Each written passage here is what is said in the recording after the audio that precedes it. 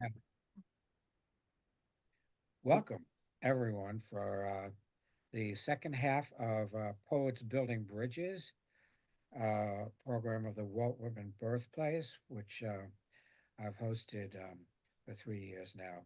My name is George Wallace, and I'd like to bring on the Walt Whitman Birthplace Executive Director for a few words of welcome. Hello, everyone. Today is an interesting day. I'm zooming from my car, and that's because we have a wonderful event planned at the birthplace. I know that all of you are national, international poets, so you can't really join us in person, which is why we have this wonderful outreach on Zoom available. But I just wanted to show you we'll be in wigs and costume for the Bridgerton event tonight. So we do a lot of fun stuff. We want to bring some stuff back to Zoom, but George has been going on Zoom with me in partnership for a long time. And I'm just so happy that we can bring you into what the birthplace is like digitally now. And we're so honored to have so many poets that are connected to us through George. George has been our writer in residence for 14 years. As you can imagine, Walt Whitman's legacy has so many parts to it creatively, but especially in poetry. And if we didn't have George, we just wouldn't have this kind of outreach and these kinds of contacts. I'm so proud that this program has kept going.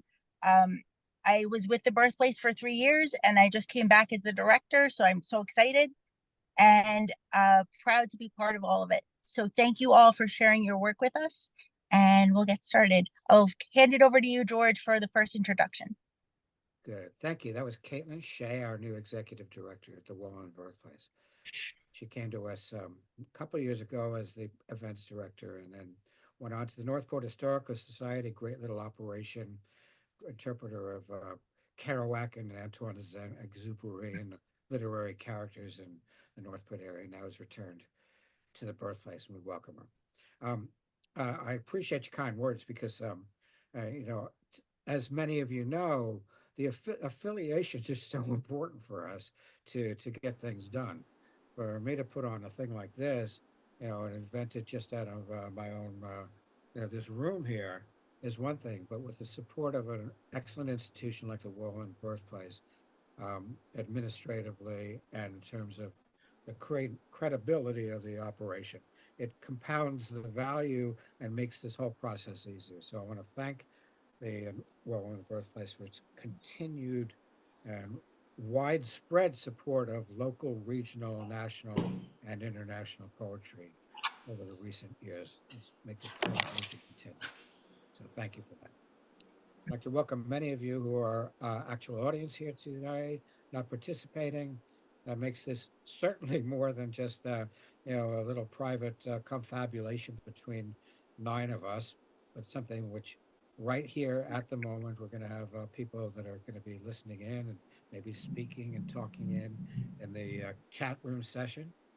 So check there to see if anybody's giving you some great compliments because they are. And thank you for that. As I've said before, this Poets Building Bridges program is now in its third year.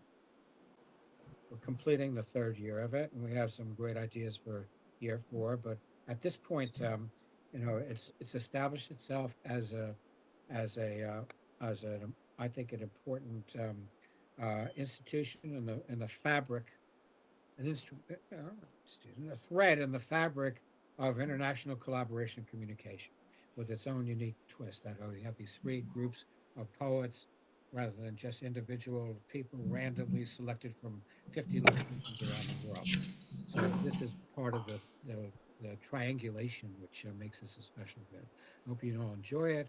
We have with us today um, from the Red Wheelbarrow Poets in Rutherford, New Jersey. We have, which is home to William Carlos Williams, Anton Yakovlev leading his group. Thank you, Anton.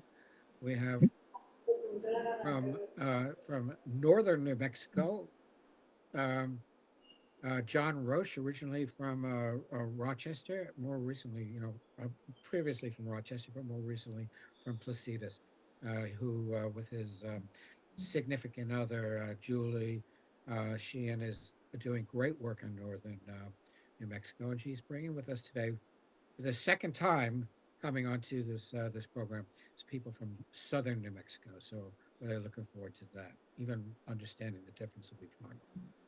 And then, and I'm doing this in reverse order, we have with us today Sriramgokul from Tamil part of India, and which is in the southern central subcontinent of India, with its own distinct language, culture, and modes of expression. This time, I think this may be even his third time bringing a group to us from throughout India, from representing different parts of the broader Indian landscape. So we welcome the three of you as compares to the group. So there are three groups. I will tell you this in introducing Sriram. I have to thank Sriram and Dave Morgan in England for really giving me the idea of triangulating international groups of people in the first place, because Dave Morgan in England and Sriram in Bolton, England, and Sriram in India invited me to participate in a Zoom event. This is going back 4 years, I think, 3-4 years. It just worked so well, and the idea of being able to do this was Zoom was just starting to take hold. Inspired me to do this as a kind of a program. Sriram and I have collaborated in a lot of different things, including the very nice video, 36th Miracle of the Lord Shiva. We did a nice video together of that, and in various ways have passed information back and forth and participated in events together. He's a great friend to world poetry and an important mover and shaker in Tamil poetry and Indian poetry. So please welcome Sriramgokul. Hello, everyone. Hi, I'm Sriram. Everybody on mute if you're not speaking, please. Nitin, your microphone is on, I think. Yeah. Should I mute it? You're good. Yeah. You turned yourself off, Sriram. Sriram, you're off. Please put your mic back on. Hello, everyone. Okay. I'm audible? Yeah, okay. Good evening from India, and thanks, George, for this opportunity. Thanks, George, Poetrybay, and Walt Whitman Birthplace for giving us this opportunity to join from India. And I got into translation only because of George. He gave me the idea of translating between Tamil and English. And after that, I came into translation. And after that, all these events started happening. Thanks to George for that. And I would be comparing for Indian Poets group today. In India, we have like 22 official languages. And the total languages may vary between like 121 to 270. And some surveys says it go up to like 780. So I thought instead of bringing poets only from English, I could diversify it, like bringing from different 3 languages or with English together to give a diversity in Indian poetry for you today. And firstly, I would like to call Sonali Pattnaik from India to do the English poetry from India. And she is academic poet and visual artist. Her book, When Flowers Begin to Speak, is published by Writers Workshop. She is a lecturer in English from Keroy Mall College in Delhi University. Over to you, Sonali. Hi, am I audible to everyone? Yeah. Yeah. Hi, everyone. Hi, George. And thank you so much, Sriram, for giving me this wonderful opportunity. Yeah. I can speak for, yes. I'm really happy and really honored to be here, to be able to share my work with such lovely, wonderful gathering. So the first poem I'm going to read is called Dead Words. And I just want to give a little bit of a context before I start. It's from my book. It's called When the Flowers Begin to Speak. It's written from a place of abuse and of domestic violence, right? So it's a kind of survivor testimony. And these are the poems that my book carries. So this is one of them. Dead Words. Parceled, gift wrapped, and pre-marked they come. Dead words uttered stay dead and numb. All credit burned, they refuse return. The salesman sighs as you sign. He will be there again and around. They come to you when not a color runs through. An open vein rot stench of old thoughts. When the rain comes down on you, dead words burn. Like an old rum on an alcoholic's brain. Hick, hick, hick. I love you. I listen. I care. I stain. Keywords, catchphrases, things bubbly. They have survived through the ages like old totems and taboos. The old teach the young. They sing the song, sing song, sing song. The old who never got to be young steal the young's words, speak in their tongue. Then we knew you must now know the same. These haggard words, like torn costumes worn by ancient players who should really leave the stage, leave and not be sage, leave and let me engage with a world that isn't pre-ordered or preordained. I deserve to roll, I deserve more. I deserve a language that was called for. I deserve a God that wasn't defined by your deeds. I can't sign a mummified deed which unfurls smells of dead words. It shows me my name. All the same, even as my hands freeze on the pen, my name appears written in a font I have never known. Borrowed sounds bite my soul. My Achilles heel is just below. In a trial room, it all looks new, but it's old. I fall for the oft heard, I am easily sold. These hand-me-down verbs, they don't suture my hole. They stick like a rusty zip on the boot of my thigh bone once I get home. Made from gaping questions and dreamy dread, weary of your story and yours, I hunger for a love that comes alone, without a price tag or a case, not engraved on stone, nor dancing with corpses or cliched lore. A love that I can speak in words that I own, but only dead words return, and dead words turn. Thank you. Thank you so much.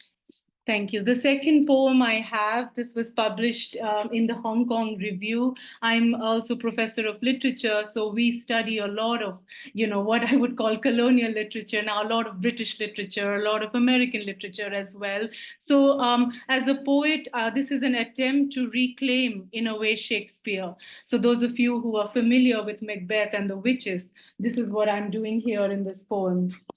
It's called Fair is Foul. Fair is foul, foul is fair. They croaked, the witches three. And the professor said it was horror, that it was premonition and supernatural. Also a kind of subversion, that being women and outlaws, they sit at the fringes of society, and yet they know the truth somehow before it comes to pass. A tragedy this, because it is a mockery of power and control, a comedy as they are laughable and yet they laugh. I followed them home as they gathered up their things, sticks, pots, and inks, and packed up their spells. One had to hear from her husband that she had burnt the soup by over-stirring and had the cauldron turned upon her. The other had a court order served where the man who had tried to kill her child as a fetus was trying her for defamation, saying she cast a spell on him, turned white her burnt face on a date night. The third attended a group therapy session where she spoke of how, when she was little, her grandfather touched her wrong, but her parents called her a liar. when she complained, so she knew what equivocation meant. The next day they returned to the forest, the burns on their faces concealed, their eyes tired from lack of sleep, their hearts broken, and their voices joined in a chorus as the three recited together, "Foul is fair, fair is foul," and a man full of his own want happened to cross their path. So I rewrote my answer. I joined in their laughter. I picked up a pen, letting my voice bleed into the bubbling cauldron. Fair is foul, foul is fair indeed. The words churned. I too was a witch who could now see the future.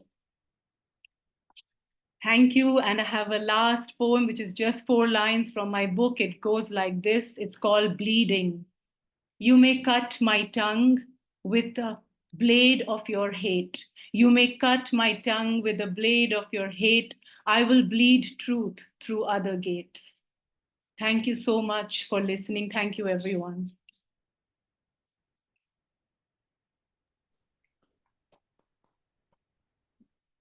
Thank you so much, Sonali. Your poems was really powerful. Thank you so much. And up next, we have Tamil poetry from Vasanthakumaran. Tamil is spoken in the state of Tamil Nadu and in countries like Singapore, Malaysia, and Sri Lanka. And its literature dates back to 1st century AD. And Vasanthakumaran, he has like 6 collections of poetry published between 1986 and 2020. His collection Manithan Enbadu Punai Payar is part of Tamil studies in the Madras Christian College in Chennai. And over to you, Vasanthakumaran.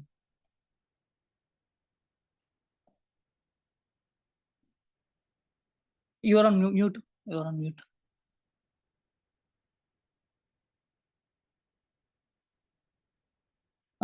Can you please unmute? Okay. Thanks to all. Especially thanks to Sriram. Now I am going to read some short Tamil poems. எனக்கு நல்ல பெயரும் உண்டு, கெட்ட பெயரும் உண்டு. நல்ல பெயர் என் திறமையால் வந்தது, கெட்ட பெயர் பிறர் திறமையால் வந்தது. எனக்கு நல்ல பெயரும் உண்டு, கெட்ட பெயரும் உண்டு. நல்ல பெயர் என் திறமையால் வந்தது, கெட்ட பெயர் மற்றவர் திறமையால் வந்தது. I have both a good name and a bad name. Good name came because of my talent. Good name came because of my talent. Bad name came because of others' talent. நட்சத்திரங்களை எண்ணிக்கொண்டிருக்கையில் கணக்கை தவறாக்கிவிட்டன குறுக்கே நுழைந்த மின்மினி பூச்சிகள். நட்சத்திரங்களை எண்ணிக்கொண்டிருக்கையில் கணக்கை தவறாக்கிவிட்டன குறுக்கே நுழைந்த மின்மினி பூச்சிகள். When the stars were being counted, the counting went wrong. When the stars were being counted, the counting went wrong as the glowworms entered the scene. ஒரு பறவையை வரைவதற்கு முன் ஒரு கூட்டை வரைந்துவிடு. ஒரு பறவையை வரைவதற்கு முன் ஒரு கூட்டை வரைந்துவிடு. பாவம் எங்கு போய் தங்கும் அந்த பறவை. Before you draw the bird, draw its cage. Poor thing, where will that bird nest? உணவு விடுதியின் சமையலறை போன்றது மனிதனின் மறுபக்கம். உணவு விடுதியின் சமையலறை போன்றது மனிதனின் மறுபக்கம். Like the kitchen of your restaurant is the other side of man.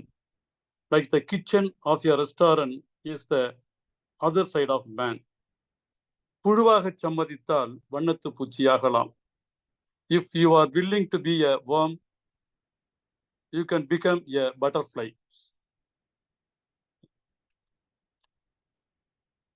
என்னை நேசிப்பவர்களின் வரிசை மிக நீண்டது. என்னை நேசிப்பவர்களின் வரிசை மிக நீண்டது. நானோ வேறொரு வரிசையில் நின்று கொண்டிருக்கிறேன். The list of those who love me is long.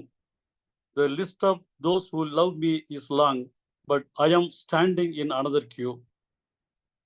சொர்க்கத்துக்கே போனாலும் இரவுக்குள் திரும்ப வேண்டும். சொர்க்கத்துக்கே போனாலும் இரவுக்குள் திரும்ப வேண்டும் வியர்வை மனம் கமழும் என் குடிசைக்கு. Even if I go to paradise, before night I must return to my sweat-smelling home. Even if I go to paradise, before night I must return to my sweat-smelling home. இரவு இல்லையெனில் நட்சத்திரங்களை யாருக்கு தெரியும்? இரவு இல்லையெனில் நட்சத்திரங்களை யாருக்கு தெரியும்? Who will know stars if there is no night? மின்மினி பூச்சிகளற்ற இரவை ஈடு செய்ய முடிவதில்லை நட்சத்திரங்களால். மின்மினி பூச்சிகளற்ற இரவை ஈடு செய்ய முடிவதில்லை நட்சத்திரங்களால். Nights without glowworms cannot be compensated by stars. புன்னகையை கடித்து விட்டால் மிருகத்தின் சாயல் வந்து விடுகிறது மனிதனுக்கு. புன்னகையை கடித்து விட்டால் மிருகத்தின் சாயல் வந்து விடுகிறது மனிதனுக்கு. When you subtract smile, the image of animal comes to man. When you subtract smile, the image of animal comes to man. வாழ்ந்த நாட்களில் அவன் வண்ணத்து பூச்சிகளை கொன்றவன். மலர்களால் அலங்கரிக்காதீர்கள் அவன் மரணத்தை. வாழ்ந்த நாட்களில் அவன் வண்ணத்து பூச்சிகளை கொன்றவன். மலர்களால் அலங்கரிக்காதீர்கள் அவன் மரணத்தை. During his lifetime, he was a killer of butterflies. Don't decorate his death with flowers. During his lifetime, he was a killer of butterflies. Don't decorate his death with flowers. எல்லோரோடும் வணங்கப்பட வேண்டுமெனில் கல்லாக மாறிவிடு. எல்லோராலும் வணங்கப்பட வேண்டுமெனில் கல்லாக மாறிவிடு. If you want to be worshipped, if you want to be worshipped by everyone, if you want to be worshipped by everyone, turn to a stone. ரெக்கை இல்லாவிட்டால் தான் என்ன? இன்னொரு கிரகத்திலிருந்து பார்க்கிறவனுக்கு நீ வானத்தில் இருப்பாய். ரெக்கை இல்லாவிட்டால் தான் என்ன? இன்னொரு கிரகத்திலிருந்து பார்க்கிறவனுக்கு நீ வானத்தில் இருப்பாய். If does not matter if you have no wings. To the one who looks at you from another planet, you will be in the sky. இருள் என் முகவரி. இருள் என் முகவரி. ஒளி நான் ஒளிந்து கொள்ளும் இடம். Darkness is my address. Light is the place where I hide myself. Darkness is my address. Light is the place where I hide myself. பூமியை அழகாக வரைந்து அதில் மனிதனை கிறுக்கினான் கடவுள். பூமியை அழகாக வரைந்து அதில் மனிதனை கிறுக்கினான் கடவுள். After drawing the earth beautifully, God scribbled man. After drawing the earth beautifully, God scribbled the man. காதல் கொடிய மிருகம். காதல் கொடிய மிருகம். அது எலும்புகளை கூட மிச்சம் வைப்பதில்லை. Love is a terrific animal. It does not spare even bones. தூங்கப் போகிறேன், முடிந்தால் கனவில் சந்திப்போம். தூங்கப் போகிறேன், முடிந்தால் கனவில் சந்திப்போம். I am going to sleep. We will meet in the dream if possible. Thanks.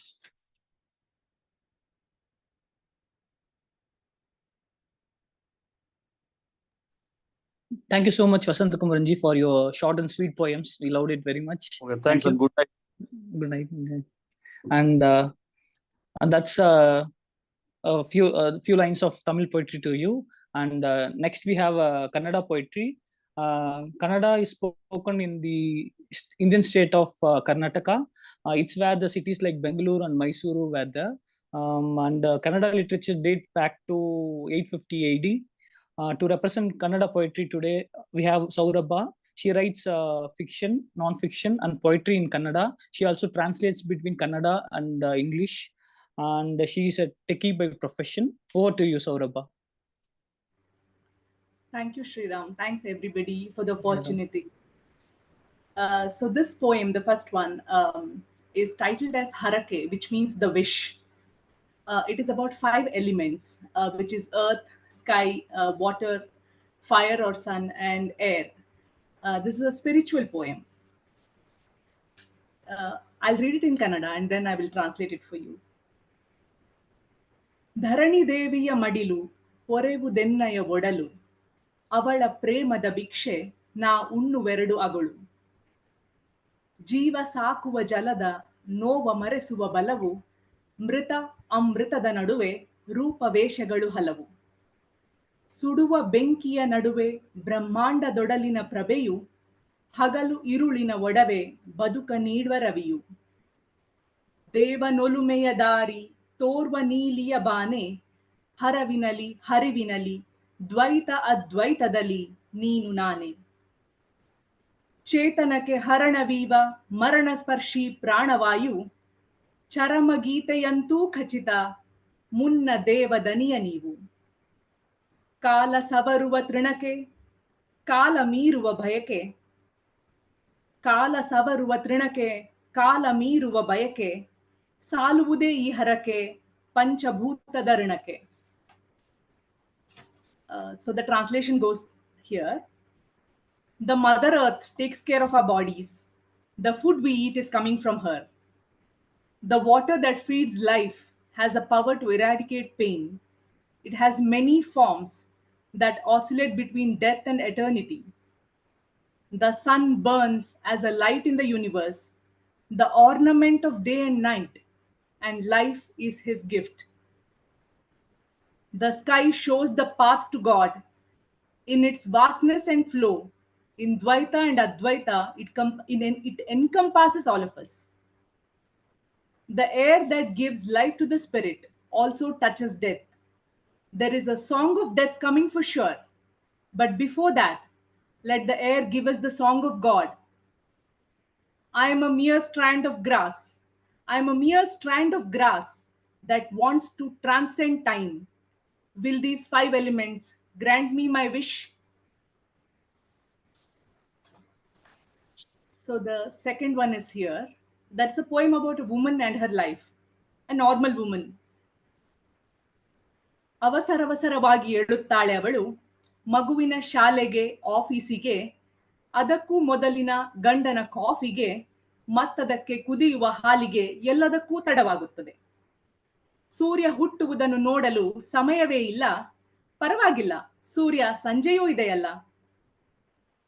ಹಬೆಯಾಡುವ ಕಾಫಿಯ ಘಮ ಹೀರಲೇ ಇಲ್ಲ, ಆಫೀಸಿಗೆ ತಡವಾಯಿತೆಂದು ಗಂಟಲಿಗೆ ಸುರಿದಾಯಿತು, ಸಮಯವೇ ಇಲ್ಲ, ಪರವಾಗಿಲ್ಲ, ನಾಳೆ ಮತ್ತೆ ಬರುತ್ತದಲ್ಲ. ಹನಿ ಹನಿಯಾಗಿ ಸುರಿಯುವ ಮಳೆಗೆ ಮೈಯೊಡ್ಡಬೇಕೆಂದುಕೊಳ್ಳುತ್ತಾಳೆ, ಅಯ್ಯೋ ಅಡುಗೆ ಆಗಬೇಕು, ಕೂದಲೊಣಗಿಸಿಕೊಳ್ಳಲು ಸಮಯವೇ ಇಲ್ಲ, ಪರವಾಗಿಲ್ಲ, ಮಳೆಗಾಲ ಮುಂದಿನ ವರ್ಷವೂ ಇದೆಯಲ್ಲ. ತನಗಾಗಿಯೂ ಒಂಚೂರು ಬದುಕಬೇಕೆಂದುಕೊಳ್ಳುತ್ತಾಳೆ, ಸ್ವಲ್ಪ ಸಮಯ ಯಾರ ಕರೆಗೂ ಓಗಡದೆ ಸುಮ್ಮನಿರಬೇಕೆಂದುಕೊಳ್ಳುತ್ತಾಳೆ. ಅಯ್ಯೋ ಅಮ್ಮ, ಅಕ್ಕ, ಸೊಸೆ, ಪತ್ನಿ ಎಲ್ಲವೂ ಆಗಬೇಕಲ್ಲ, ಬರೇ ತಾನಾಗಿರಲು ಸಮಯವೇ ಇಲ್ಲ, ಪರವಾಗಿಲ್ಲ, ಮುಂದಿನ ಜನ್ಮವೂ ಇದೆಯಲ್ಲ. So the translation is here. She wakes up in a rush. It's getting delayed for the kids' school, her office, her husband's coffee, and the milk waiting to be boiled.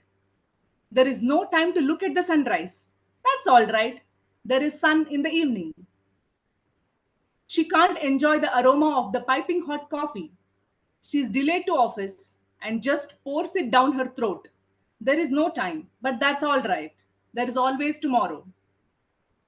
She wants to drench in the rain, but there's cooking to be done. There's no time to dry the hair. That's all right. There is monsoon next year too. She wants to live for herself a little without answering to anyone beckoning her. But she must be a mother, sister, daughter-in-law, a wife and everything. There's no time to be herself. That's all right. There might be next life too. Thank you, everybody.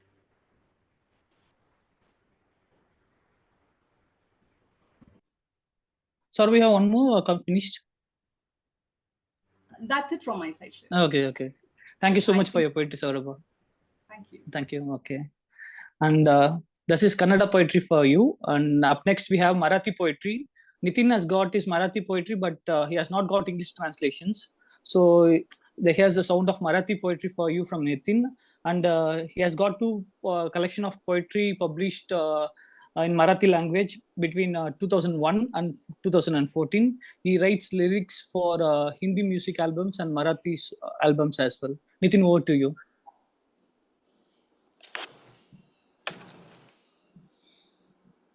Yeah, thank you. Shriram, am I audible? Yes, you are. Namaskar and hello and hola to the viewers and the listeners. Thanks to the host of this program, WWBA committee, and last and not the least, Sriram. Here goes my first poem, Hats Off.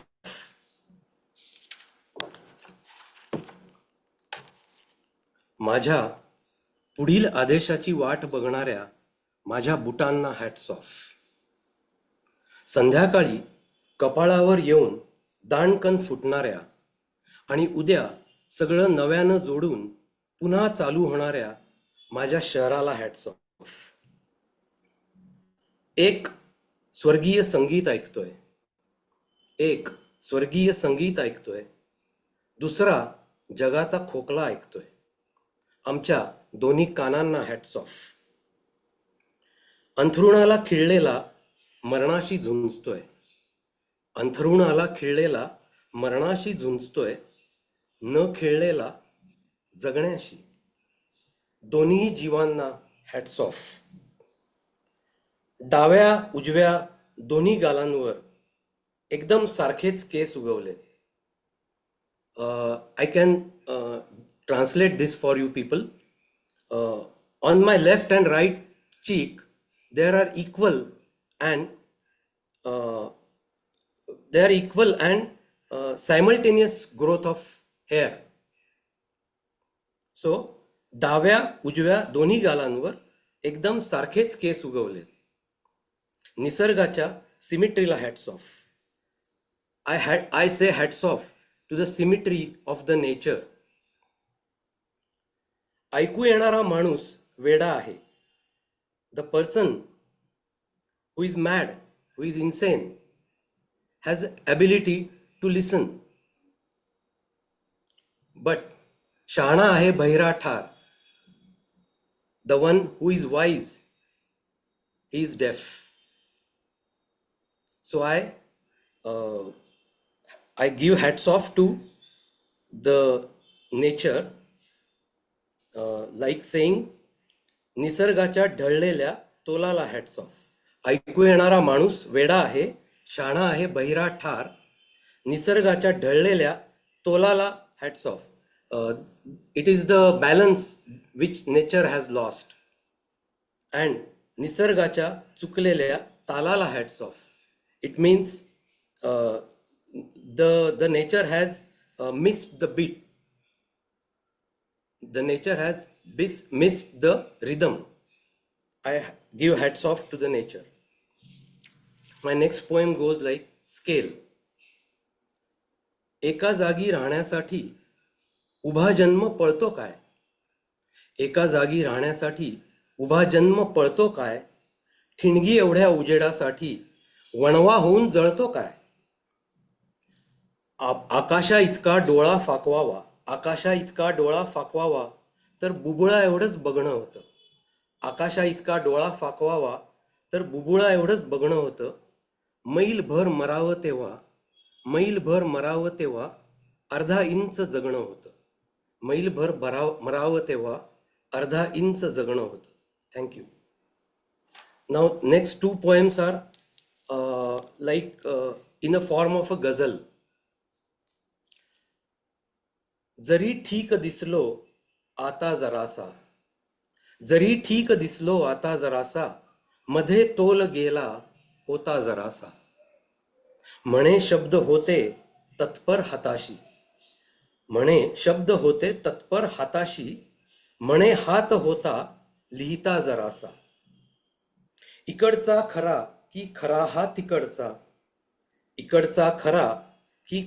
तिकडचा, आरसाही फसला होता जरासा.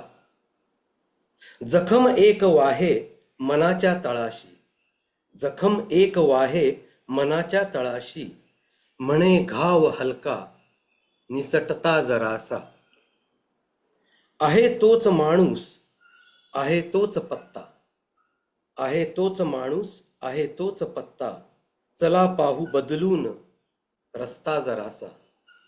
म्हणे तोल गेला होता जरासा, जरी ठीक दिसलो आता जरासा, मध्ये तोल गेला होता जरासा. Thank you. My next poem is me तसा अध्यात नाही, मी तसा अध्यात नाही आणि मी मध्यात नाही. काही नाही खास माझे, मी तुझ्या लक्षात नाही. मांडले जे वाटले ते, मांडले जे वाटले ते, बाकीचे हातात नाही. जे तुझ्या डोळ्यात आहे, जे तुझ्या डोळ्यात आहे, ते कुणा मध्यात नाही. ह्या इथे मी थांबतो हे, ह्या इथे मी थांबतो हे, ह्या पुढे अवकात नाही. Thank you. Now my last poem. This is a prayer. सर्वांना, I'm just telling you about this poem. It's like a prayer, and let everyone get everything. It is a prayer like that, and you will find a word called sarvanna, which means to all. Sarvanna means to all, and milot means let them get. Milot. So it means let everyone get everything. So I have written like सर्वांना पैसा, आरोग्य, पुष्कळ निर्भेळ दूध मिळो, भाजी, फळे, मुबलक papers मिळोत, मासे, अंडी, चहा, कॉफी, ॲडमिशन्स मिळोत, सर्वांना कपडे मिळोत, सर्व कपड्यांना हँगर्स मिळोत, सर्व हँगर्सना खुंट्या मिळोत, सर्व खुंट्यांना भिंती, सर्व भिंतींना छप्र, सर्वच्या सर्व छपरांना परमिशन्स मिळोत, सर्व ब्रशांना दात मिळोत, सर्व कंगव्यांना केस, सर्व ब्रशांना दात मिळोत, सर्व कंगव्यांना केस, सर्व जमिनींना संस्था मिळोत, सर्व पगारांना मास्तर, सर्व मास्तरांना विद्यार्थी मिळोत. Let all the teachers get students, let all the teachers get students. सर्व मास्तरांना विद्यार्थी मिळोत, सर्व विद्यार्थ्यांना वेळ. Let the students get time. सर्वांना मरेपर्यंत निश्चिंतीची गॅरंटी मिळो, सर्वांना मरेपर्यंत निश्चिंतीची गॅरंटी मिळो. हॉस्पिटल, कोर्ट, पोलीस चौक्या वाट्याला न येवोत. सुरक्षेची गोळी मिळो सर्वांना, सुरक्षेची गोळी मिळो सर्वांना. ह्या माजलेल्या कोलाहलावरून फिरवायला एक शांततेचं पीस मिळो.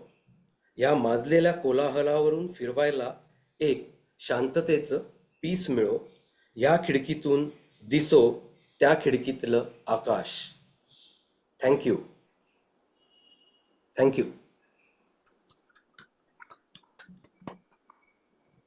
Thank you so much, Nitin. Thanks for your Marathi poetry. Thank you. Okay. Thanks. And thanks to all the 4 poets. That's language of 4 poetry from India. Thank you. Over to you, George. Wonderful. Everybody, another little round of applause for the representatives of different parts of India today. Thank you all for joining us.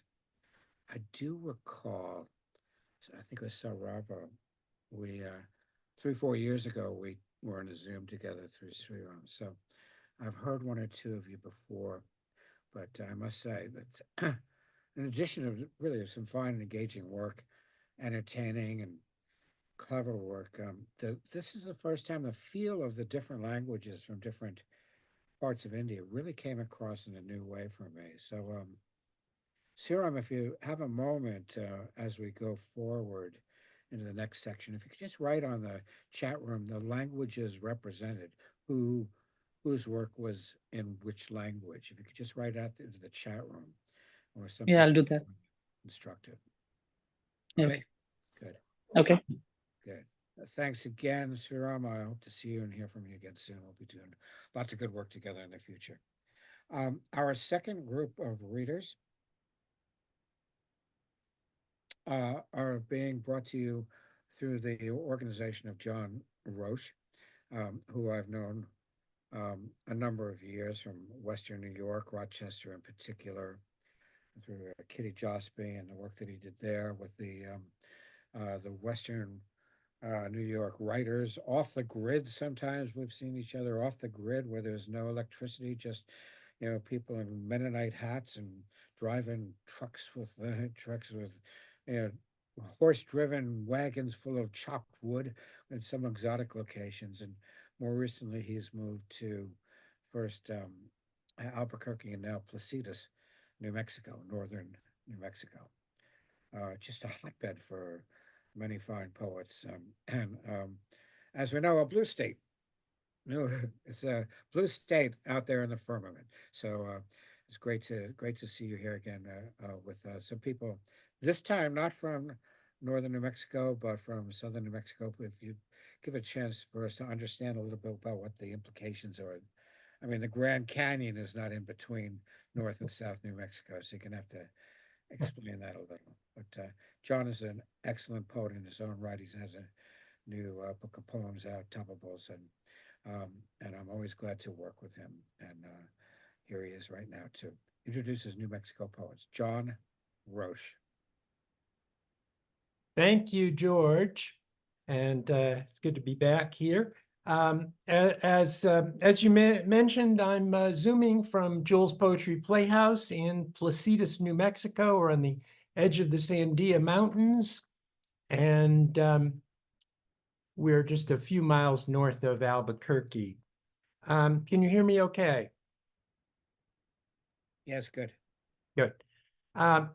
So New Mexico is a very large, geographically large and diverse state in the American Southwest, bordered by Arizona, Colorado, and Texas. Its southern expanses feature spectacular natural wonders like the Gila Mountains, White Sands National Park, and Carlsbad Caverns. And today we're featuring 4 poets from that southern part of the state, which is maybe a little bit less known than the northern area around Santa Fe, Taos, Albuquerque, but no less of worth. So first of all, I'd like to introduce Michelle Otero, who was a few years ago poet laureate of Albuquerque, but she hails from Deming, New Mexico, in the southern part of the state, only 35 miles north of the border with Mexico.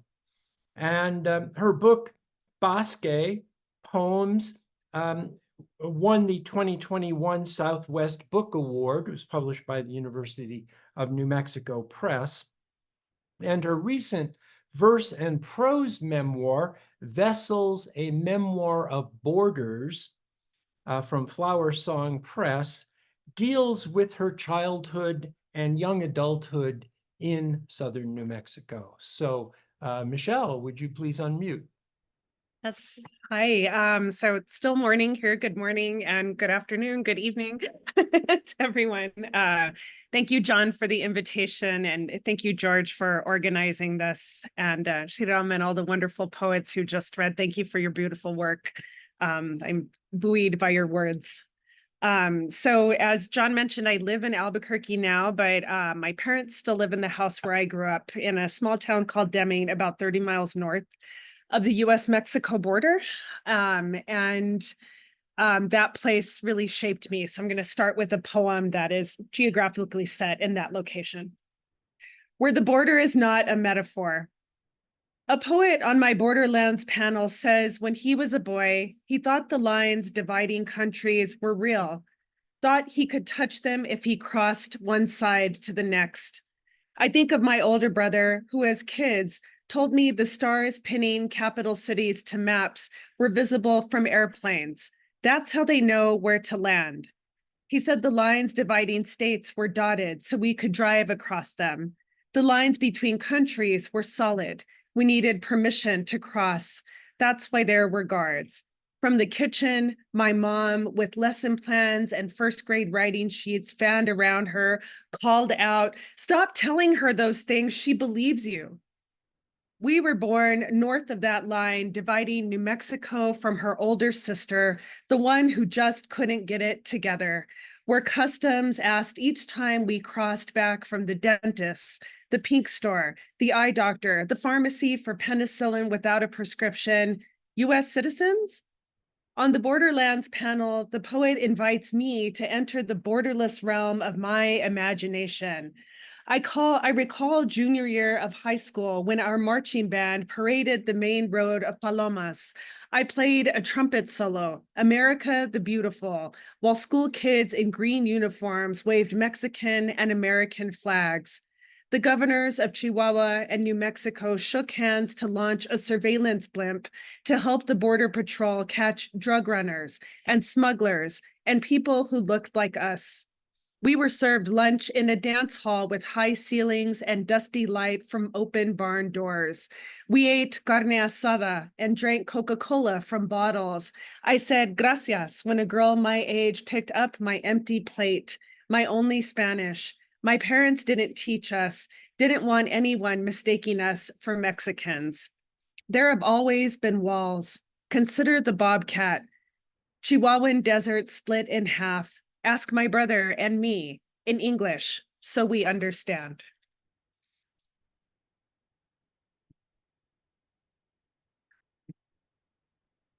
So this next one I created for the NEA Casey Foundation, issues a report every year on child well-being in the United States. And it's always a contest. New Mexico and Mississippi are always either in 49th place or last place. So I wrote this poem in the spirit of what if we gave children what they really needed as we were raising them, to grow a child in New Mexico. You were born a cottonwood spore in drought. You were born in monsoon. You were born in a season of fire. You were born flor de tuna rodeada de espinas. You were born headfirst in the center of the earth. You learned to crawl among mother roots, learned mother tongues. You fed on stories and flour tortillas, suckled caldo from grandmother's fingertips. You were raised by many mothers, by atole in a tin cup, by the light of a south-facing wall. You forgot your language. The road washed out behind you. You fought a war nobody knows. You came home. You never left. You were born yerba buena. You were yerba del manso. You were passion flower named for Christ. What does it take to grow a child? More sunlight, water, well-drained soil? What if butterflies, guitarra y acordeón? What if bosque, if dicho y hecho, if paintbrush, if pluma? We pray for you with our hands, fashion a vessel of mud, of bone.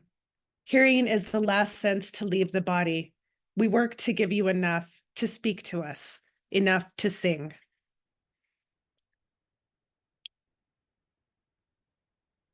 And I will close with the sestina.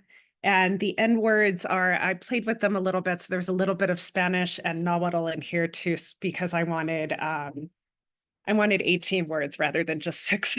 So the N words are story, plume, stain, ground, speak, and coyote. Sestina Azteca.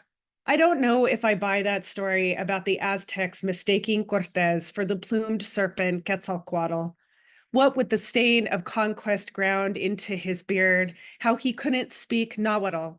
He was the first Spanish blood coyote in the New World, not the canine coyotl, but trickster, story spinner, speaking through Malinche, plumed tongue from her lips to Moctezuma's ears, ground corn passed around their circle. An offering, scribes, their fingers stained red and black, captured this history on a mate bark. Stains like coffee woven through its fibers, texture of coyote pelt. Scribes sat on the ground, Moctezuma on his throne, telling the story of his people. We come from the center of the earth. We plume the dead who turn to hummingbirds. I am Tlatuani, he who speaks for his people. They were beautiful, market prostitute with red-stained teeth, acupuncturist with turkey feathers and fish spines, warriors, coyote, slender, and swift. We know this story, what happens to Tenochtitlan, how it all sinks into the ground. Today, her descendants grind teeth and bone, speak incomplete stories. We think we know Mexico, policía y políticos with stained hands, migrants pressed atop La Bestia, coyote prey. Only feathered beasts fly the border. the rest snatched from their children by a president's plume. The ancestors said, yell into the ground, give it to tlasoteotl. Like coyote, she walks on all fours. She speaks once a year, eats humanity's filth, our stains. That's a story I can believe. Not a plumed serpent-made man who spoke siege, who walked sacred ground and saw only the stain of sin, but coyote woman who eats the worst of us and spits a new story. Thank you. Thank you, everyone. Thank you, Michelle. Wonderful. And it's just always such a joy to hear you. So thank you so much for taking part in this. Yeah. And next up, we're going to move just about 60 miles east of Deming to Las Cruces, New Mexico, to hear Tim Staley. And Las Cruces is the second largest city in New Mexico, and it's the home of New Mexico State University. It's on the edge of the Organ Mountains. Tim Staley is the author of Lost on My Own Street. The most honorable syllable is shh, and the pieces you have left. He's a member of the faculty at Organ Mountain High School and the founder editor of Grandma Moses Press. Tim, please unmute. Hey, y'all, what a great thrill and pleasure it is to be with you today. It's very inspiring for me to hear all these other languages. I'm just in English today, so I'm the lame one for sure. But so happy to be here. This poem I wrote 8 years ago, and it is just one that celebrates an average day. It's not one that has a big traumatic occasion. But these poems are meaning more to me as I try to find the joy just in the little simple everyday thing, maybe the stuff we don't take pictures of or whatever. And also I invite you, I know I'm a very attractive person. However, I invite you just to close your eyes for this one, because in writing it, I'm definitely focusing on the sense, and I'm hoping you can project a little bit of my life on your eyelids. Here we go. This is called One Morning When My Daughter Sylvia Was 6. Sylvia kneels on the sofa, her back to the living room. She's looking out the window, sees a fluffy bird. Sunlight, broken by the blinds, lays across her face in thick, bright bars. There's dust floating in the air and the sound of our dogs snoring in her dog bed. In the bedroom, Suzanne, my wife, is also asleep. On her left side, spittle hangs from the rim of her lip. The ceiling fan continues to spin counterclockwise. The window in the bedroom is open. A cool front blew in last night. Stuck between the panes, a dead Mediterranean gecko, maybe 3 inches, striped tail, eyes beady and black, wide open, intact. 60 miles away, a breeze in Deming, New Mexico turns ugly. Bits of dust and rock vibrate, lift from the desert floor, haze their way in a violent cloud toward our house, toward the fluffy, unidentified bird in our front yard, hopping between the Palo Verde and the juvenile locust tree. And in Sylvia's stomach, there's a barking and a Happy Meal watch on her little wrist, but it's broken and is only purple to match her skirt, which has 28 sparkly hearts sewn above the bottom hem. And between her 2 front teeth is a morsel of mango her toothbrush must have missed. And she turns to her daddy to ask him about that fluffy bird as he makes his way to the coffee maker. So there you go. Hey, thank y'all. My daughter just turned 14 on Monday. So this birthday party is going on for 2 weeks. Hey, so y'all, I got one more for you. This one came to me in a very unusual way. It came to me just a few days ago, and it appeared in my mouth the second upon waking. So sometimes we say poetry has to do with the subconscious, and I feel like this one was just directly there. Or maybe we want to say the muses handed it to me. But I just feel like there wasn't time for my ego to mess with this one or stomp on it or have its ugly face in there, because it was just directly. I woke up, I opened my eyes, and I spoke this entire thing into my phone. This has not been edited. It feels, I trust it in that way, but I'm also scared by sharing something with you that is so raw. But here you go, y'all. This one's called Somewhere. This is my last poem. Thank you. Somewhere a cat is having kittens no one is counting. Somewhere an alien is thirsty. Somewhere a girl is practicing saxophone for the last time. Somewhere a man is taking his last drink 1,000 times. Somewhere a teenage boy is telling a teenage girl about his feelings, which keep swishing and flipping like sunlight atop a wind-strewn lake. Somewhere a CEO is flying a kite. Somewhere inside a seedless watermelon, a seed. Somewhere a mouse is licking cherry lip balm off a sleeping backpacker's lips. Somewhere a last raindrop is slapping a parking lot. Somewhere acid rain is congregating in an acid cloud in an acid city above an acid planet. Somewhere a rook is looking through a bedroom window, making eye contact with a goldfish. Somewhere the word incalculable is scrawled upon a scrap of paper, swirling skyward in a great vortex. Somewhere two humans are making love outside. And John Coltrane is playing on a Bluetooth speaker, and there are several very concerned robins looking on. Somewhere a Mediterranean gecko is scratching his head with the edge of a cereal box in the pantry. Somewhere a 49-year-old poet is deleting a text. Somewhere a duck goes to make a quack and the word infrastructure comes out. Somewhere a covered bridge is being uncovered. Somewhere a ladybug is looking for a place to die. Somewhere inside a cloudscape, 3 perfectly shaped hearts.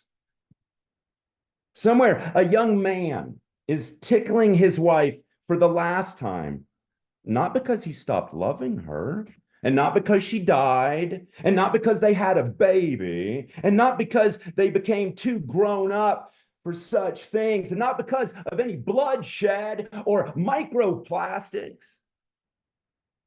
Somewhere, someone is drawing a picture, and somewhere, someone else is drawing exactly the same one.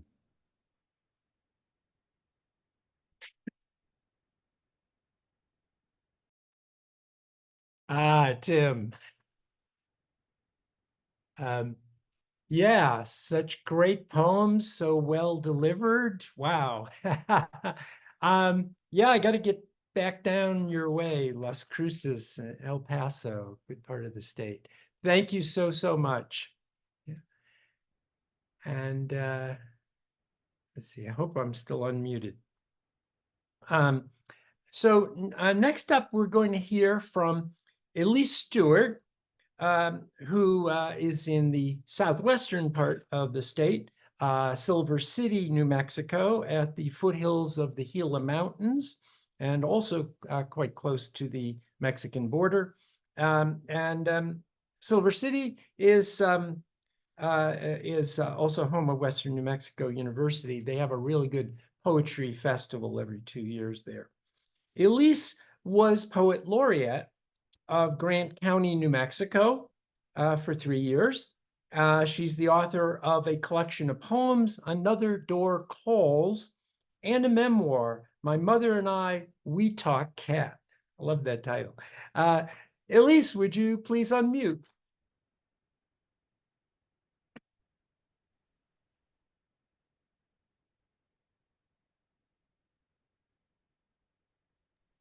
There. Okay.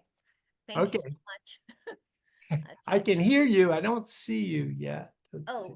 Well. Yeah, now I do. Okay. Good. Hi. All right. Thank you. Thank you so much for the opportunity to be in this place, with everyone on this day. It's very wonderful. Thank you so much. All of your words and all of your inspiration. The place where everything is poetry. Sometimes everything radiates with this beautiful glow of golden light. Everything electric. We are lifted above the ordinary, the everyday, the 2 and 2 equals 4, steady ticking of the clock, the routine, the sameness, the mediocrity, even the small cruelties, and transported into a world of beauty, of truth, of being intensely alive. Seeing through an alternate portal, trying on the sunglasses of the divine, feeling this tenuous tie with the essence of life, not what we see, but how we see. Even flower boxes, old rotten wood, spirals etched in deep grooves reveal secrets. The unbroken link between the seer and the seen flames into recognition, a kind of reunion. The raven exclaims something we almost understand. Blue butterfly lights on the back steps, waiting. Leaves quietly change from bright green to pale yellow. This way of seeing is something we open up to. And when it comes, we drink it in and are able to peer fearlessly into the heart of things. We try to make what we see into words, to extend, to give.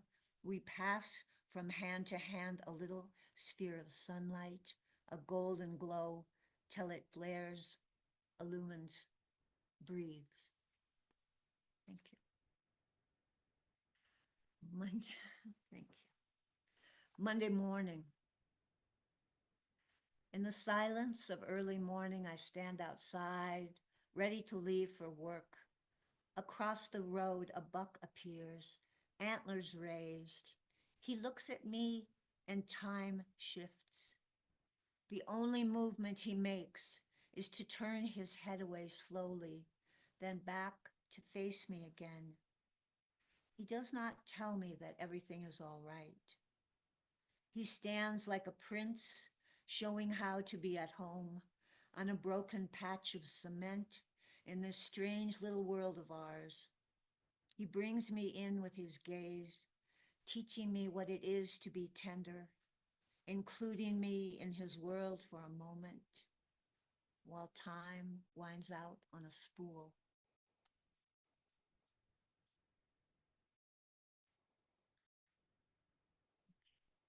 Tuesday, at the river. You step down from the truck, take a few steps, and already there is water wedded to mud. Up a short incline of earth, there is a trail that is dry and sun-baked, weeds and cactus along the edges, a green gate. Limbo through the middle while your dog slips under the bar and your friend climbs over the top. You keep walking. The sun heats up everything. A small pile of stones, a marker, signals to turn left. A tiny path becomes visible. Then the scent comes and you see it, the Gila River, a long moving stream, shallow with a few deep pools. Your dog follows his nose, exploring wild, untold stories. He keeps the secrets to himself. You wade into the cool water, sun hot on your shoulders. On the way back, you walk slowly, looking down for rocks, feeling their edges. been coming to a place where the water rose up once, surprised how wide the swath of the river can be, leaving huge pieces of wood sculpted by water and sun. You feel you are deep in another world that makes you want to be kind to everyone. The ground becomes too hot for dog feet. Take turns carrying him until you arrive at the mud, at the beginning, where the truck waits to take you back to that other world.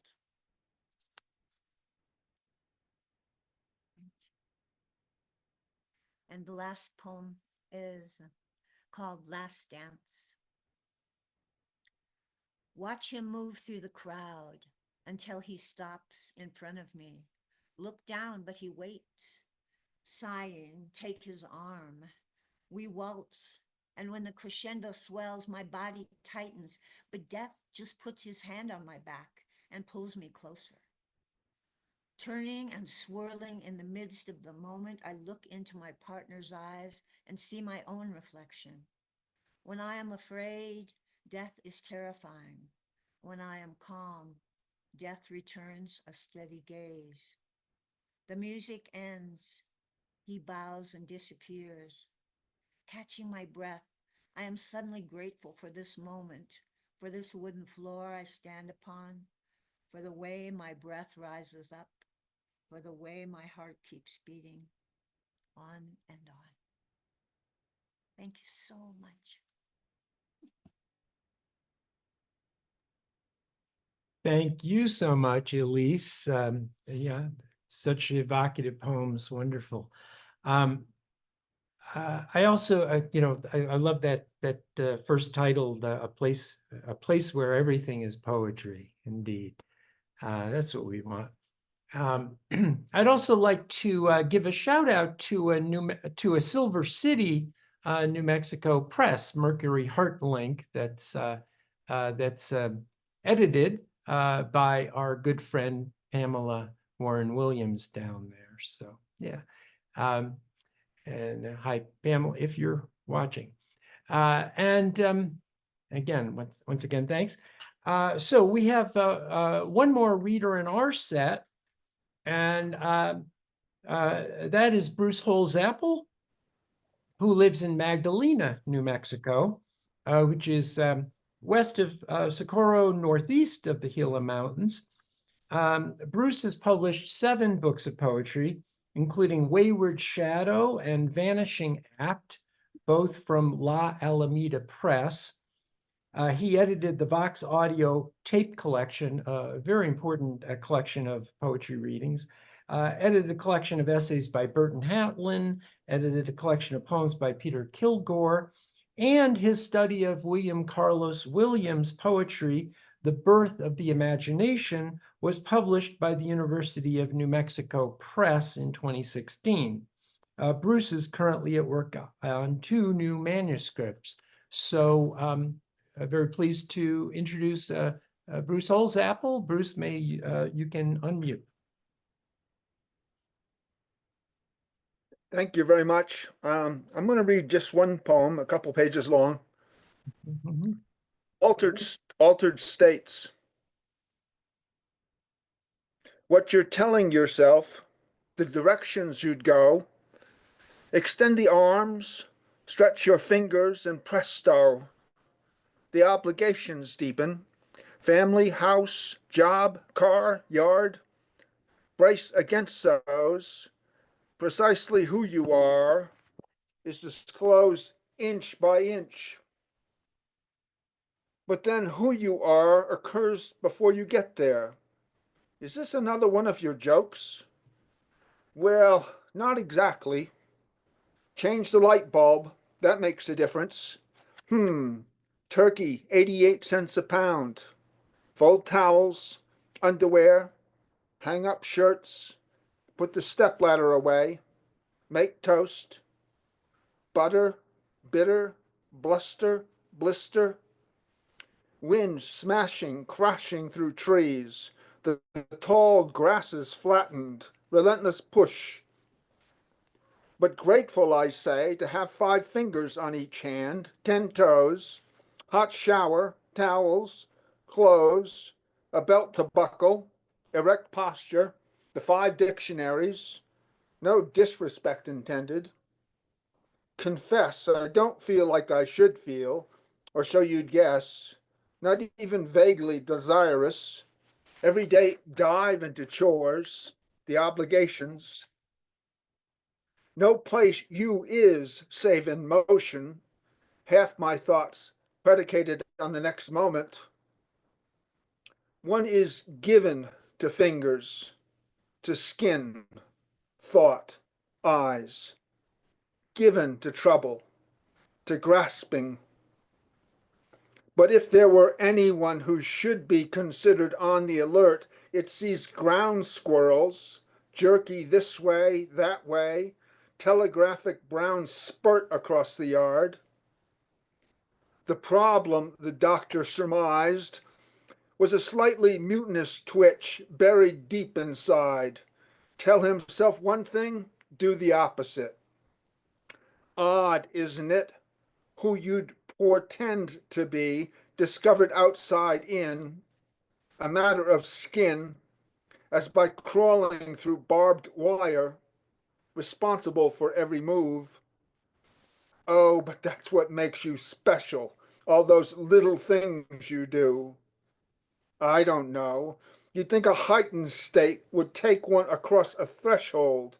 Certainly drugs do that. Alter what you see. A calling of sorts, sort of like poetry. Same with the bear tracks I glimpse walking the trail I'm on. Yikes! The attention jerking higher a notch. But imagine your easy strides and brown coat flapping. Oh, wooded path. Oh, wind-blown, displaced warbler.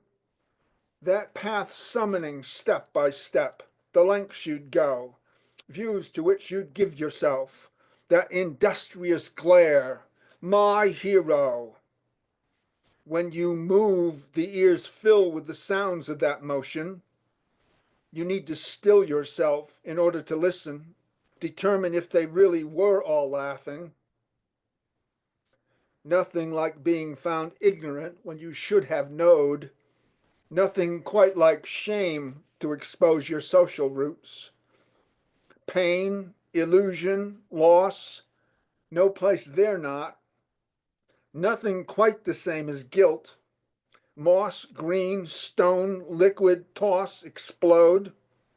Grin, and the world spins, grinning. Crack a smile, and it positively smirks. This is a stick up, hands to the sky.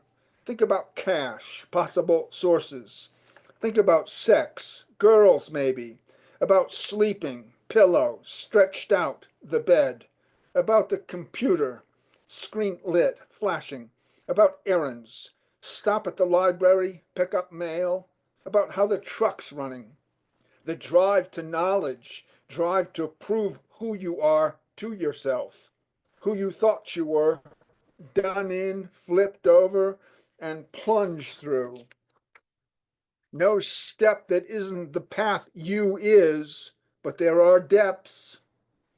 Now, courage, that would seem universal. I'm sorry, you've got the wrong number. His heart sank, the world saddened. That's what everybody says, he sniffed. Oh, for crying out loud, what are you? Denying responsibility for what you've become? This gets rather cloying, doesn't it? Okay, but you get the point. There has to be somewhere deeper. Otherwise, we're pond scum, he blurts with a twitchy look sideways. Knocks the dirt off, shakes out the hat. Nothing we do much but respond. Being breathed, so to speak.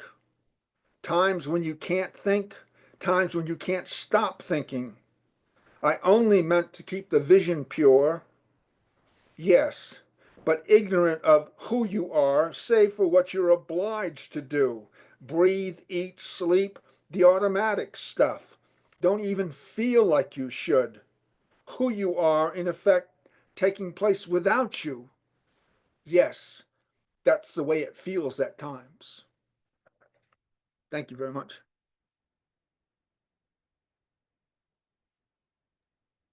Thank you so much, Bruce. Just a remarkable, remarkable poem. The precision of the examination of momentary consciousness or whatever. Yeah, love it. So, anyway, thanks for taking us out here. All of the poets, I want to thank all of the Southern New Mexico poets that we featured today: Michelle Otero, Tim Staley, Elise Stuart, and Bruce Holsapple. And turn it back over to you, George. Wonderful. Really super. Thank you very much. John Roche and friends from New Mexico. Thank you all for joining us today, taking the central portion of our triangulation from a region of the country which is exceptional in a lot of ways. Even Walt Whitman recognized 150 years ago the special nature of the border country, which we now think of as Anzaldúa country, Mestizo country, where there's an emergent border culture, not as a place where on the fringe of cultures, but the center of a new emergent culture. And Walt Whitman recognized that. One of the unique attributes of America is the amalgamation and new cultures which emerge in American society. And he mentioned the southwestern border in particular. So it was very timely, I think, for us to hear this, considering people's thoughts nationally about the border and what borders represent. Thanks again. We now turn to our third group from New Jersey, Rutherford, New Jersey. You can see the skyline of New York City from Rutherford. It's a little hillock in a large plain in New Jersey, not too far, if we remember, half an hour maybe from Manhattan, and known best in poetry terms as the home place of William Carlos Williams. So Bruce, you have special attachment interest in that. There is a group of poets in that area who affiliate and call themselves by the Red Wheelbarrow poets. They don't come strictly from Rutherford, New Jersey. As a matter of fact, Anton is originally from somewhere in Russia, I think, and is a New York City poet. But many of them are natives to New Jersey in the Red Wheelbarrow group, and they have a special connection and have a long established tradition there. Anton, I know, from his work in New York City at the Bowery Poetry Club and at the Jefferson Street Market, of course, at various places where he helps to produce events. And for his work and recently publishing a major collection on Sergei Yesenin, the last village poet, a kind of a Russian country naturalist with a sassy bent to him, a Mayakovsky sassiness to him, which very interesting book. I recommend it highly. Anton is part of the Rutherford Poets, and he's brought a couple of people with him today. This is his second time bringing people with him to the Poetry Building Bridges. So please, without further ado, please welcome Anton Yakovlev. Hello. So such an honor to be here, and really, really enjoyed to hearing all the prior poets, taking a lot of notes and just a lot of inspiration. It's an honor to be part of this lineup, and of course, looking forward to introducing the second Moira O'Brien and Janet Kolstein, who are our among our stalwart participants of the Red Wheelbarrow Poets. Yes, indeed, I'm from Moscow originally, but I live just 2 miles from the William Carlos Williams house right now, directly down the street. And The Red Wheelbarrow started out in 2006 as William Carlos Williams cooperative, and was originally started by John J. Charles. Right now, it's kind of managed by what's we call the Gang of Six, which includes Claudia Seria, Arthur Russell, Frank Rubino, Moira O'Brien, who is featuring today, Don Zerilli, and myself. I have monthly readings. We have workshops, weekly workshops, and also publish a journal, the new issue of which is coming out on October 9th. It's called the Red Wheelbarrow. Anyone who is local is welcome to come to the launch. And of course, thanks to George for participating recently in, actually participated a number of times in our readings and featured there. So I'm going to introduce Moira O'Brien, who is one of the members of the Gang of Six, of kind of the organizing committee. Moira O'Brien writes poetry on themes of physical and social loss, with the occasional respite into nature. She's a member of the Red Wheelbarrow Poetry Group and has been published in several editions of the Red Wheelbarrow anthology. And just speaking for myself, I would say I always really look forward to reading Moira's work and hearing Moira, because her poetry is always infused with so much wisdom and deep reality, often in an understated way. But whenever Moira is about to read a poem, I feel like I'm going to hear something really profoundly truthful and substantive and wise. So with those words, please welcome Moira O'Brien. Okay. Oh, can you hear me? Yeah. Thank you, Anton. And thank you all for the invitation to participate in this reading. It's been a great experience so far. I've really enjoyed the poems that we've heard. It's very nice to get such a wide swath of poetry, geographically and otherwise. So thank you very much for letting me share this space with you. The first poem I'll read is called Truth Serum.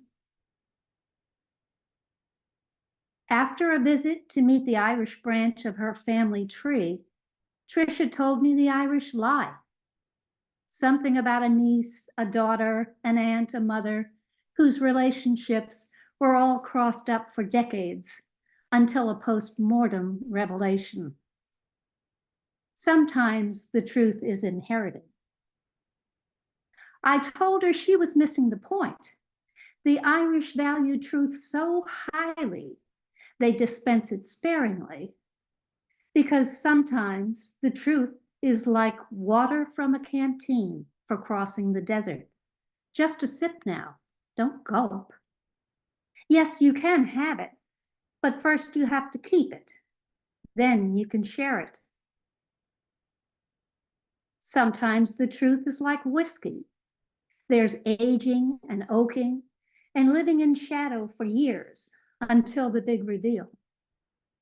When the truth is of age, the barrel is tapped and like whiskey, decanted, clarifying in crystal as the sediment settles out. A dram is poured with reverent ceremony. Just a sip now, don't gulp. It stings and makes the eyes water. There's truth in that bottle, and I must get to the bottom of it.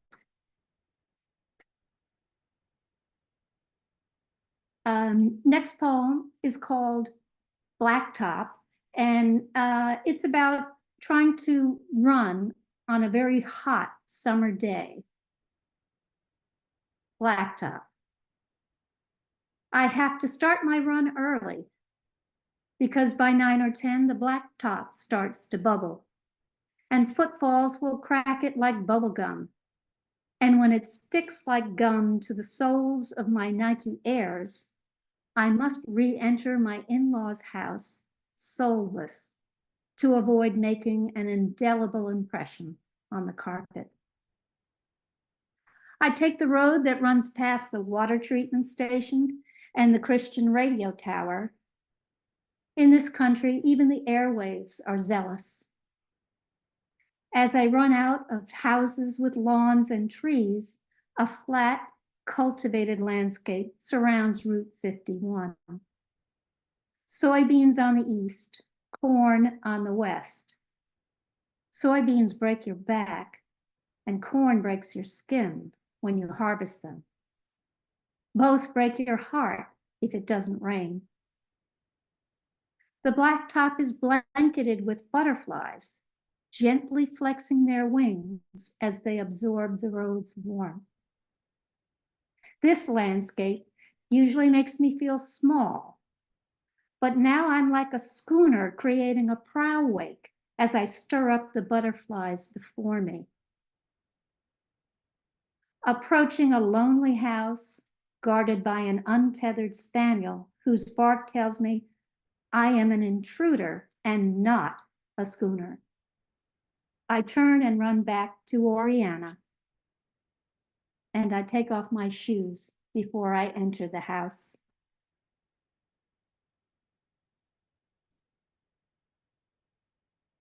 This one's called Ebb and Flow. He was the sun and earth, a land mammal from a landlocked place where topsoil was all. She was the moon and water, a sea nymph comfortable with the float of feet. At the Jersey shore, in water barely head height, the ebb tide lifted his feet out from under and whispered, "I want you." Seeing panic in his eyes, she hooks a finger inside his waistband and draws him close to steal a kiss and save his life. Decades later, the panic returns to his eyes. This time, a flood tide from his own vessels eddies around his organs, pooling like an aimless gang of misfit teenagers. Seeing the panic in his eyes, she hooks her arm under his shoulders and hugs him close, coaching him on coughing, breathing, the reflexes of life. Her shouted encouragements are overtaken when sepsis whispers, "I'll take you now."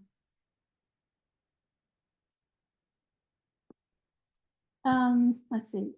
This one's called W.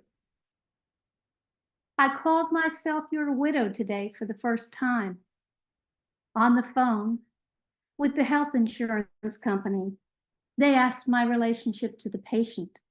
I'm his, my lips puckered into the W for wife. I hesitated at the precipice and then fell into the word. And this one, I think, is probably the last one I should read. This is about on moving day, everything holds your memory. The birds, the squirrels, and their nutshell calling cards. The mourning doves, are they mourning your loss too? Black-capped chickadees, juncos, returning robins, blue jays, cardinals, and all manner of woodpeckers. Not to mention the red-tailed hawk, high on its perch 2 backyards away. A warm breeze, a cool breeze, the burning bush, the canoe perched on sawhorses, waiting for a couple of paddlers. A DVR full of programs, notebooks of illegibly written poems. Eggs over easy, your spice rub. The refrigerator, the stove, the oven, the Weber kettle grill. Your underwear drawer brimming with boxers, t-shirts worn to the threadbare softness, which I now wear as nightshirts. As I sit on the deck, bathed in the light and warmth of a late afternoon sun, it's hard to leave, and it's hard to stay. Welcome to the Bardo, I guess. I thought it was the in-between state for the souls of the dead. But now I see it's the living who transition. Thank you, guys. Thank you so much, Moira. So amazing, and such moving poem, such a moving reading. Thank you so much for sharing this. This is fantastic. Okay, well, I'm delighted to introduce our second reader, Janet Kolstein. Janet's poetry has been published in Instigator zine, Lips, The Poetry of Place, North Jersey in Poetry, The Red of Red Wheelbarrow, very much from the second volume, basically onward, and we are up to 17 now. The Newstead Abbey Byron Society Review, and On the Verge, Poets of the Palisades, Part 3. Kolstein is also an artist, working mainly in collage. Her cover art and illustrations appear in the Red Wheelbarrow Volume 6 and 10, in which she is also featured, and the late poet Laura Boss's The Best Lover. In 2021, she was thrilled to have her thumbnail essay published in the New York Times Metropolitan Diary. And Jen has been with the Wheelbarrow long before I joined in 2012, and she has always been a stalwart participant and someone that's I always looked up to, and somebody that I feel like every time I read her poetry and I hear her, it expands my imagination. It takes me in different places that I never quite expect, but I always find that it's going. I know it's going to be resonant, and I know it's going to reveal something about the world that I didn't know. And so I'm always fascinated by the way her mind works, the way that her poems are constructed. So really excited to hear Janet Kolstein. Welcome.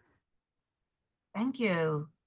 And I want to thank Anton for inviting me to read. My first poem is called Wedding by the Shore. One side's the bay, the other side's the ocean.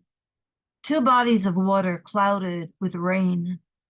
My room boasted a beachfront view, but soggy dunes blocked a vision of the sea's crashing waves. As I pushed my roller down the slick ramp, my brother, dealing with Parkinson's, held an umbrella over my head out to the parking lot and to his idling car. Once inside the stained glass church, I heard a heavy drumming on the roof. A curtainless window off the hallway was a study in gray. The old priest's vocal cords crackled, and the congregation could barely hear his counsel to the couple. My niece, the dentist, ascended the pulpit and spoke some scripted silliness about Adam's rib, but considering the occasion, it was a touching thought. Then the ancient rabbi took over and sang in a strained cantorial voice, presenting the traditional fabric-covered light bulb for the groom to stomp. Mazel tov. With the constant downpours, I thought of Noah's Ark and coupled them, from which I am exempt, and steeled myself against sentiment not to quell unduly on the begowned beauty of my sister's daughter, the bride. May she never run out of love. Amen. Driving to the reception with my two other sisters, we saw loads of people who came out for Chowderfest and the Bayfront festivities, despite huge puddles everywhere. I thought to myself, when will we three again be together like this? The deafening music hurt my ears, and I forgot I'd ordered the fish months ago. Our anorexic cousin finished his steak and boogied with the groom's mother, whom he'd never met. And I wished I could be drunk like the younger guests, to drink and dance till dawn. Thank you. Lately I've been using the miracle of Street View Google Earth to write some poems. It's just magical, and I get drawn in all over the world. And this is Google Earth, Petra, Jordan. Aunt Bess is gone. Bessie, the last of the aunts. Uncle's gone too. Parents dead. Petra, place of royal tombs and the famed treasury, that staggering monumental edifice in rock. Petra, a trade route for 2,500 years. Why wouldn't such a wonder have toilets in the desert? Place of striated, russet structures of stone, burning gold at sunrise and sunset. Empty windows like portals to the past. Pockholes, oceans of rubble once intact. Doors into darkness. The generation before me is now part of my history, my memory. There is a sign in Petra that reads, Escribes tu nombre en arena. Write your name in sand. Petra is vast, once a magnificent crossroads of the world. On the street of facades, imagine ancient caravans of camels laden with silks from the east, the sellers of luxury goods, traveling for months under the arid elements. How would they absorb the sight of Petra, entering through the tall, nature-carved walls of Al-Sik? Zoom in for details. Blurry men in shorts, rugby shirts, and sneakers.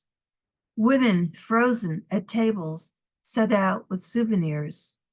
Refrigerator magnets on a sandwich board. And docile little donkeys with bright blankets on their backs, carrying sacks and too many chores.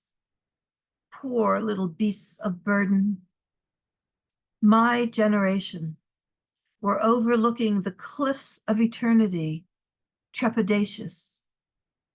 I can see some cars, trucks, and a camel trying to thread itself through the eye of a needle. Thank you. And I also have a whole pile of pages where I've taken words and phrases from the Sunday New York Times, and I collage poems together using that method. So this is one of them. This is called Red Tinted Hematite. I've never strolled through Rome's potholed streets, but armed with perfumes against diesel fumes, I flew on the holy side of mud-walled houses, blessing wild boars by the wayside. I filled my paintbrush with an offshore wind so I could draw my father from the grave to ask him if he'd met Diana. Someone told me the dead can come back for special events. So I sat in a barber's chair getting ready for my concert until I realized I didn't know the words. A vacuum cleaner left on the street wore a sign that said, City Morgue. I hailed a taxi that took me on a $300 ride to a strange plot. Where am I? I inquired of the long-haired crone who opened the door. 2 levels under the sea, she sighed. And when I asked her how to get home, she replied, Moses. And I guess I'll do,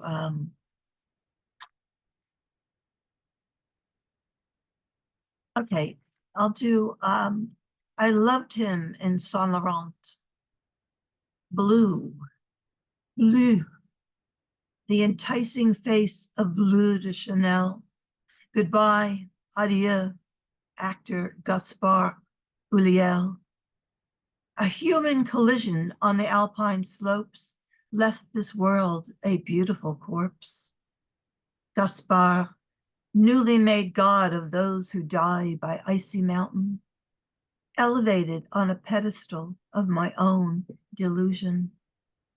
Dead at 37, he'll never get to navigate the funhouse of old age. Oh, what an organ donor he'd make. Someone could be looking at life anew through those French blue eyes. Gaspard, elegant, cool, star of red carpets, his last finished film, It's Only the End of the World, leaves behind a 6-year-old son. And even though I'm too old for idle obsession, I tore out the ad for perfume and saved it. Thank you.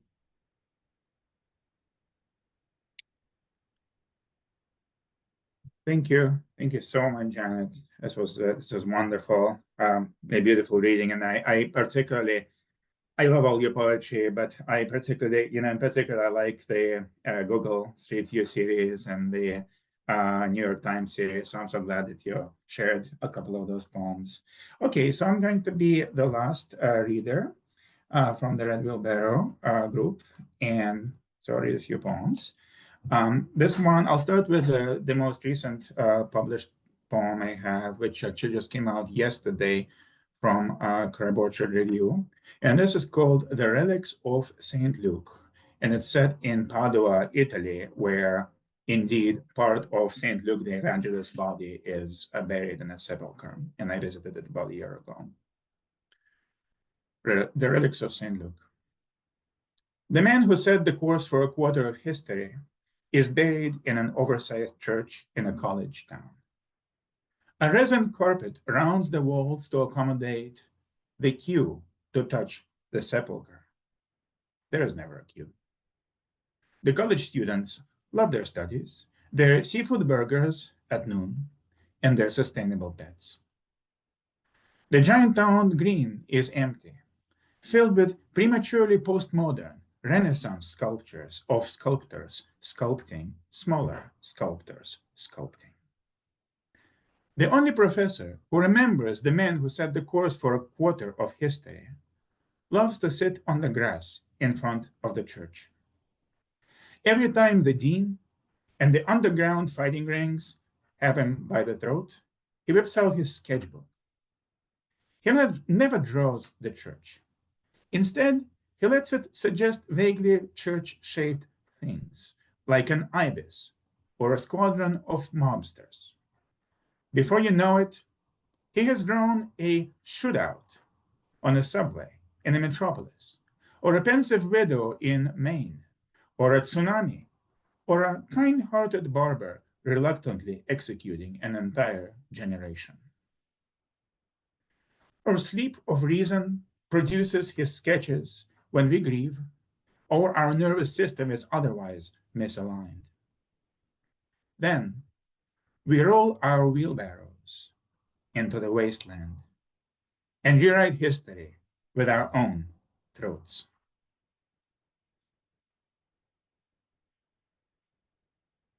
This next poem is coming out in the new, the latest issue of the Red Wheelbarrow.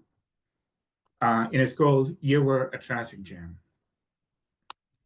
You were a traffic jam that rushed forward just to see if the wind you create could open some windows. You were thrown by how many windows you opened and turned back into a parking lot.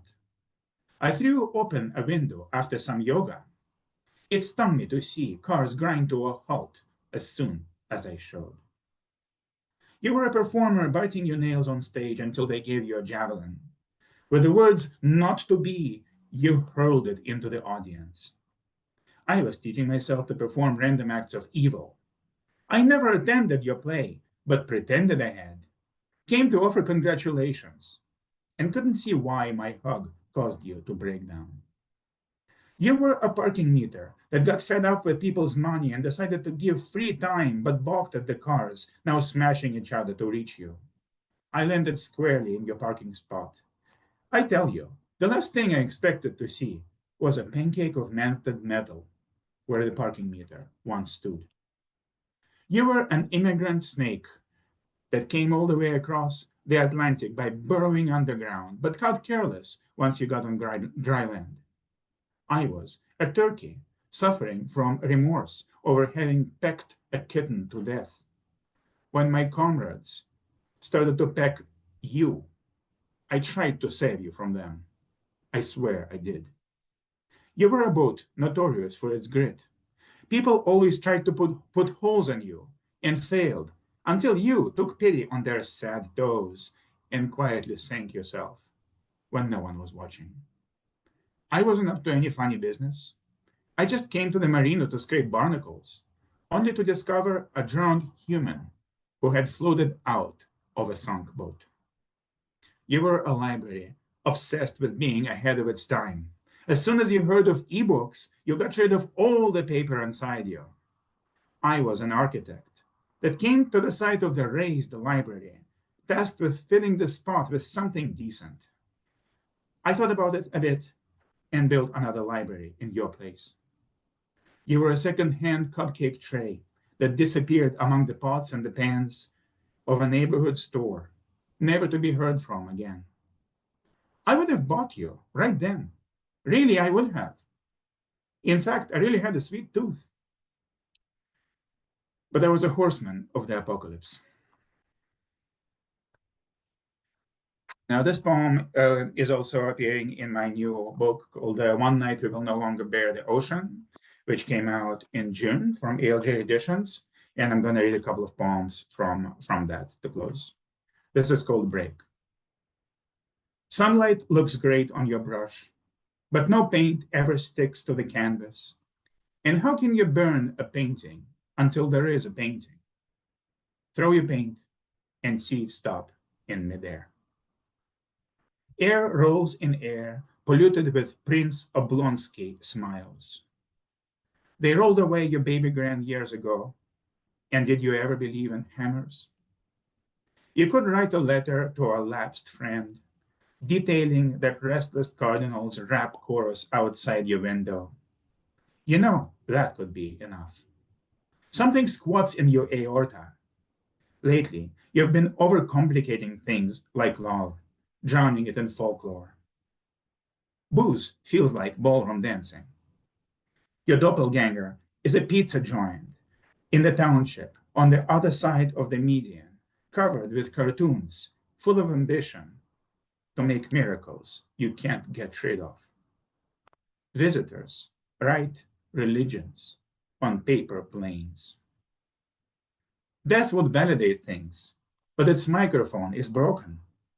Better wait for another god to roll by. After all, it's 20 minutes to your next brain. And I'm going to close with the last poem of the book, which is called To Remain Human. When the song ends and the light hits you, fall on the floor and recall the way you laughed for hours the first time I held you. I told the artist about your smile, and he sketched the shadows under your eyes. The last ice cream I bought you was left behind on the bench for raccoons that never showed up. And then the rain went on into the next month, soaking the abstract paintings on the porch. And all the cushions are covered with pictures of houses. Humans spill out of their windows, roll down the slopes, and into the sun. An eclipse is coming. Gestures turn to elegy in the dark. Thank you so much. Thank you so much for listening. Thanks for having all of us. Thanks to Janet, thanks to Moira, and to all of the poets that read before. I really, really loved hearing all of you. thank you, George. And thank you to the Walt Whitman Birthplace for organizing this. That's wonderful. Was this a good event? An hour and 45 minutes. Thank you all for keeping the time. Give yourselves a round of applause for the fabulous poetry we all heard from each other today. All of you. Just put your mics on if you want to. Just to make that sound come out louder. Come on. Let's hear Yay. Hurrah! Bravo. Yeah, thank you, everybody. Terrific work from Rutherford poets from southern New Mexico, from various parts of India. We had great curation, I think, between the three compares today. So I want to thank those of you who for actual audience. There's nothing like actual audience to make an event come to life in a different sort of dimensional way. So people like Bruce Johnson, who brought up some people to us from Northport one time. Katie Johnson from Oklahoma, who shows up a lot. Bob Heenan shows up a lot. Peter Kozlowski, who's here and has been here. Sherry Lynn. So many people from different parts of the country who are joined us today because of the exciting thing that we do with Poets Building Bridges. So thank you all for joining us. I will tell you this. This will appear very soon on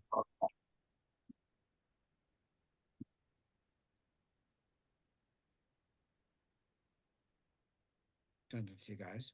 Let me see if I can do that as I'm talking. Yes. So that channel is now on the chat room if you want to copy it down. Next month, we're going to have as the October entry in our Poets Building Bridges, poets from the National Beat Poetry Foundation based in Connecticut, but with people from across the country and possibly beyond. Our diaspora group, Armenian diaspora poets, very interesting group of people, and poets are led by Lola Kondakchian. And the third group will be Three Rooms Press poets led by Kat George and Peter Karloftis. So we're going to be doing this on a monthly basis. We get to join us and see what other people are up to and jump in, and get active in the chat room. We'd be glad to have you. So in the meantime, on behalf of the Walt Whitman Birthplace, I'd like to thank you all for joining us today and ask that we say goodbye with turning off the recording. And once that's done, we will say goodbye a little more informally. So this